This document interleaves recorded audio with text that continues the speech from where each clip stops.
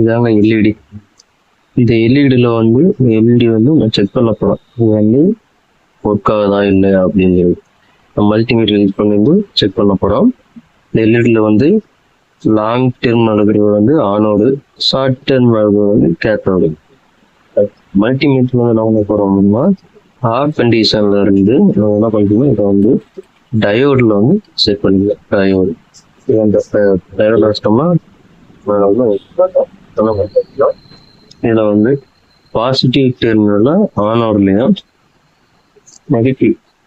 Positive terminal ஆனோட்லையும் negative terminal கேத்தில் வச்சோம்னா லைட் வந்து க்ளோ ஆகும். இப்படி க்ளோ ஆச்சுன்னா எல்இடி வந்து ஒர்க் ஆகுது.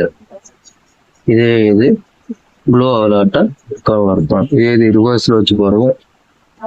கேத்தோட ஆனோட வந்து கேத்தோட வந்து பாசிட்டிவ்லையும் ஆனோட வந்து நெகட்டிவ் வந்து எல்இடி வந்து க்ளோ ஆகுது. ஸோ வந்து எல்இடி வந்து பார்க்குறாம ஒர்க் ஆகுது.